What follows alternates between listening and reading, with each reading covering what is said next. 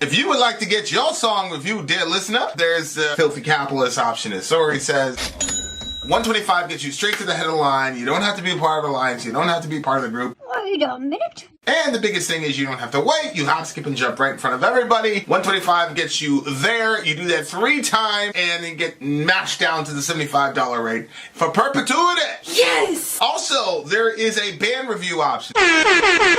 So if you've got a band and you're trying to get your band some exposure, hit me up at vinsori@gmail.com, and I'll show you the details about how to pull that off. You can also jump on Patreon, and there is a option on the tiers to be able to get your band reviewed. Yep. Obviously, we can't lie to you, so we can't guarantee a positive review. Get what you get. It's just rubbish. Rubbish. Rubbish. That's British for garbage. My favorite is the community option. $1 at the gate gets you in at Patreon. You get to join an alliance. The alliance joins their points together, and that helps determine what songs that we do. The alliances hang out on Discord. Message me on Patreon to get the link. And they do all kinds of other cool things. They do Minecraft, Dungeons and Dragons. Yeah. It's really a community within the community. Anybody can go in the village, facebook.com/Vin and Sori. There's 160,000+ people on the channel. What's cool about the Discord is that it offers a real opportunity for community connection, friendship, that type of thing. And it's on Discord, so if you're not a Facebook person, it's for you. You start off at $1. Right. Plus you get exclusives. Sori and I are working on a song. So the first 15 seconds of that was on Patreon. Also, at $15 tier and above, when we actually debut the video, they're going to be there live with us. There you are, dear listener. Buy our merch. Buy our merch indeed. Thou shalt lead them. To buy our merch.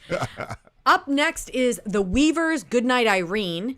This is a cover of a lead belly folk song. He was an African-American folk singer. Pretty sure that's Lead Belly. Oh, I said lead. You said lead belly. I'm pretty sure it's Lead Belly. Yeah, I'm sure it is.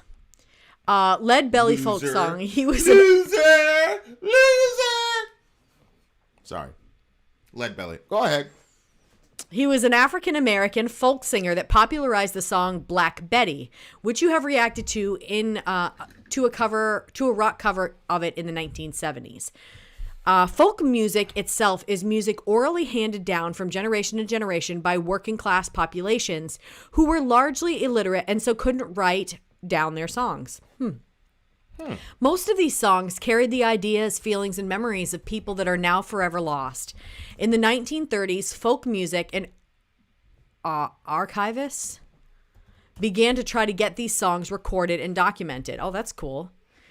I attached a photo of the Weavers member Pete Seeger performing for First Lady Eleanor Roosevelt for an interracial audience in the 1940s. Some of these artists began to push for civil rights by sharing each other's songs and stories. Where's the picture? Oh, that's cool. On Trello. Just pull up Trello, and it's on the Weavers one. The song was produced by Milt Gibbler and released by Decca Records. This was released in 1950. It was #1 on the Billboard's top-selling song charts for 13 weeks, and Billboard labeled it as the top song of the year. Within 3 years, protesters frequented their shows as the Red Scare grew, led by politicians. Due to political pressure, television channels and radio stations and clubs stopped allowing them to perform, and they lost their record contract as they were blacklisted. Well, that's some bullshit. Goodnight, Irene, the Weavers. Let's go.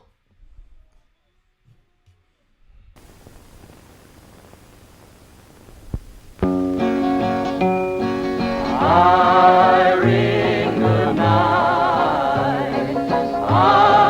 Irene, good night. Good night, Irene. Good night, Irene. I'll see you in my dreams. Voice on echo. We learned this song, Irene, from a friend of ours. He called himself Leadbelly, king of the 12-string guitar. Some people thought he was the greatest folk singer that ever lived in America. We knew him best as a rememberer of folk songs, and he taught us dozens of them, especially Irene. This was his theme song, and he sang it for over 30 years before he died. Oh, wow. Well, he died before Irene got to be known to so many millions of Americans. Hughie had a hard and wonderful life. It's over now, but his songs are still very much alive. Good night, Irene. Good night, Irene. see you in my dreams. Last Saturday night I got married. Me and my wife settled down. Now me and my wife are partying. I'm gonna take another stroll downtown. Well, Irene, good night. Irene, good night. Good night, Irene. Good night, Irene. I'll see you in my dreams. Sometimes I live in the country. Sometimes I live in town. Sometimes I take a great notion to jump into the river and drown. Well, Irene, good night. Irene, good night. Good night, Irene. Good night, Irene. I'll see you in my dreams. Stop rambling. Stop your gambling. Stop staying out late at night. Go home to your wife and family. Stay there by your fireside bright. Well, Irene, good night. Irene, good night. Good night, Irene. Good night, Irene. I'll see you in my dreams. Good night, Irene. Good night, Irene. I'll see you in my dreams.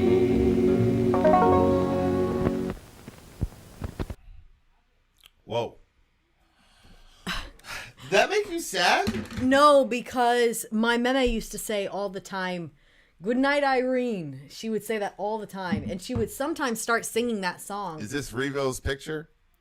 Yeah, wait. Is this a picture Salem made for yeah, her? yeah. Oh, You gotta wow. shrink him down there. Wow, this is the first ever custom Yeah, this is a custom-made stream guy. by Sayla. Oh my god, this is great. We should make an NFT out of this. Sayla did such a good job. Wow, I this should is probably really good. outline him, huh, so we can see. Because I removed his background. I Well, we shouldn't have can. done I that. want to put him in here, like he can hang out. We'll just put him in here all throughout the show. Okay. Okay, so Sayla created. That is so cool. She created the stream icon. Yeah, a little mini Revo. That's cute. bad. And like, she made it black. Did you tell her it was gonna be oldies day or whatever? No, she just did that. She made it black and white. That's badass. Okay. Yeah, Revo is really, really teaching it. Okay, for some reason I felt a tinge of sadness as I was listening to this. I don't know why, but go ahead. But yeah, it's a good feeling for you because right. It's a good feeling Meme. for me because I'm already sad that Meme died. So when I hear a song like this, Oh, you mean the most recent meme? no, that was Grandma. Okay. This was Meme. Meme was she was bad and I liked her. You know what I mean? Like she was bad. You've definitely been in our crew for sure. Yeah. You guys would have had some wars, I think, but then she would have still. That was the thing with my Meme. She had a lot of undiagnosed issues, I believe. I think everybody did. Yeah, That came from her yeah, generation. probably, yeah. So she I remember she was gonna give me her car, but she was a super controlling person, and I knew if she gave me her car, then she was gonna require me to drive her all over the place, whenever she wanted it, and I didn't want to do that. I didn't want to be underneath the gun like that. So she was she said, "Well, I'm gonna give you my car," and I said, "No, I don't want the car." And she said, "What do you mean you don't want my car?" And then I told her why. And she said, she just looked angry about it. What was your meme's name? Was it Irene? No, it was actually, her name was Marie, but she didn't like the name Marie. She liked the name Lucille, so she used to tell everybody her name was Lucille. I think Marie was her middle name. So everybody thought her name was Lucille. And maybe that was because Lucille Ball, wasn't it Lucille Ball? Yeah, Lucille So Ball. she probably popularized the name. But anyway, so I used to we're think all it was sitting around the Lucy table. Oh, Ball. So did I. So anyway, so we're all sitting around the table. We're out to eat with all my cousins. Both families are all around the table. And she goes, oh, and guess what? Sori doesn't want my car. And everybody gets quiet and looks at me. And she goes, nope, she doesn't. She'd rather ride her bicycle everywhere. And everybody's looking at me like, are you insane? And then I was like, I said to myself, well, she brought it up at the table, so I'm going to say it back. So then I responded back and I said, no. And everybody knew how she was. I said, no, it's that I don't want to have to go every single time you tell me I have to go drive you around. She was the type of person where I'm the same way, but like Vinny won't acquiesce to it. So I have to learn to not be that way. But like when she got something in her head, she wanted it right then. Like, if she said she needed sheets, it doesn't matter that she has 6 sets of sheets at her house. They're in perfectly good condition. She wants to go to Walmart right now and get the sheets right now. Like, not 10 minutes from now, like 5 minutes. It's Meme. She's like, don't talk about me. Yeah, say something again. Hey, am I back?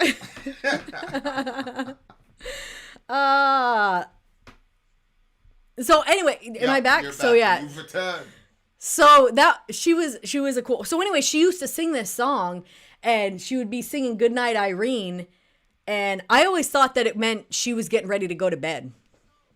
But when you hear the song, it's like it does have a sad sound to it. Well, it looked sad to me just because. Right before we started the show, we were listening to some political whatever, and like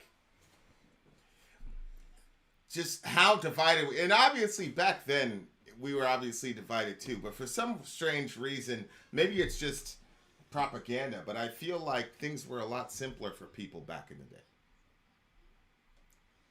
Like, how so? What do you mean? Like, obviously the racial stuff was massively divisive, but maybe we've always been like this, but it just like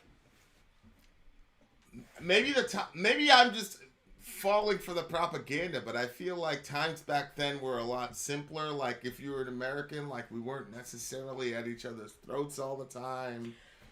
Well, I mean, I feel like now, like, Americans genuinely hate each other.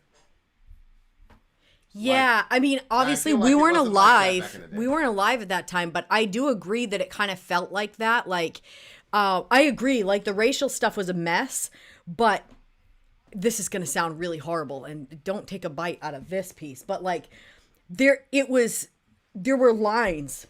The black people over there, the white people are over here. That, you know, like, it was wrong. Yeah. But there was a certain, and it was like a universal understanding of it. But now we're still trying to come out of even some of that. And so you've got some people that are woke and some people, you know, like, you've got a lot.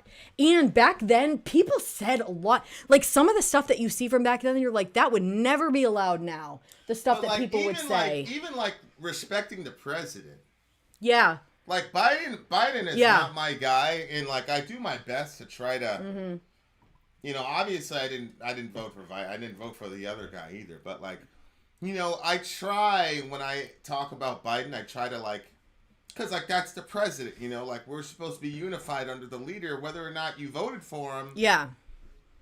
I just feel like back in those days, like, people would have been like, wouldn't even have said, like, I didn't vote for that guy. Yeah. Once the guy was the president, that was it. National anthem came on, you put your hand over your heart, you know, like, there were just certain things, like, across the board. Yeah, I could agree with that.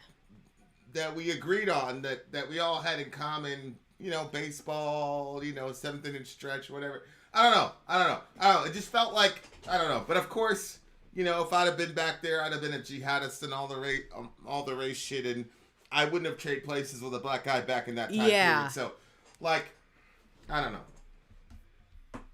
Yeah, I mean, I think that there was a wider universal understanding of listening to authority.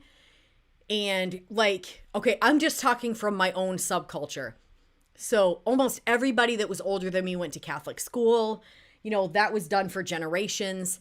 And it wasn't out at that point what the leaders were doing, you know, as far as molesting kids and all the stuff that was going on with that. And I think that as stuff gets publicized and you hear about that more and more with your leaders, like a lot of times people don't teach their kids that adults are flawless anymore.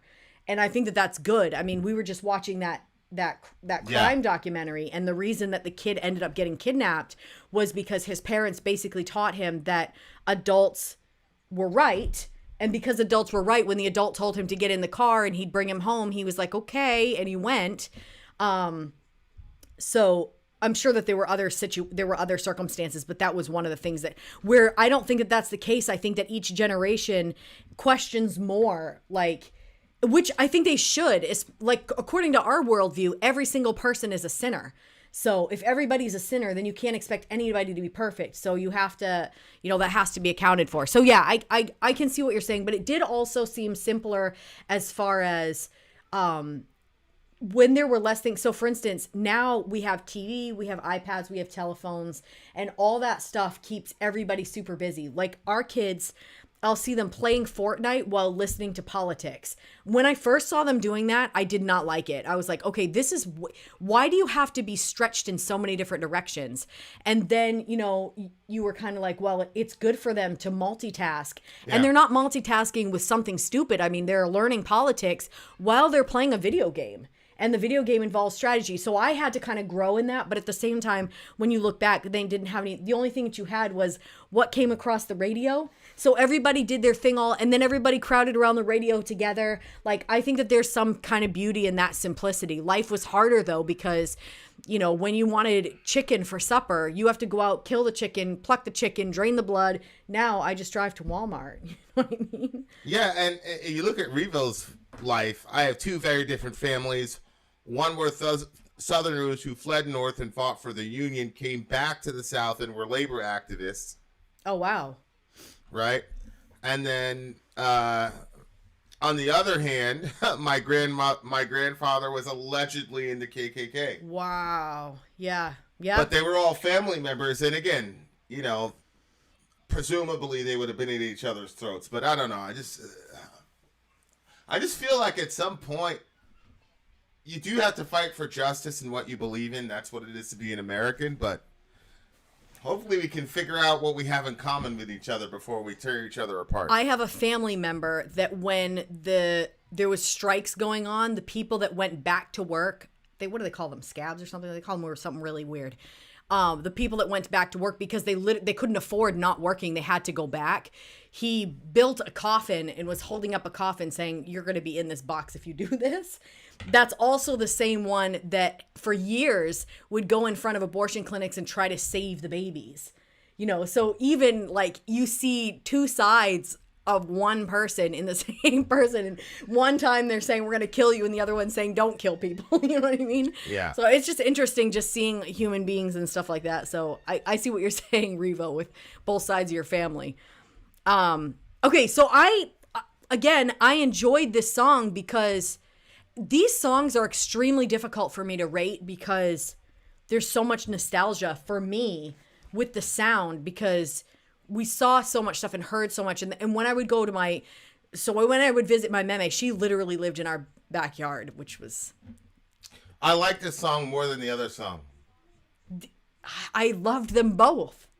So she lived in the backyard, so I would hear this type of music for the shows and the different stuff that she was watching, and so this stuff is very. And she'd put the radio on sometimes.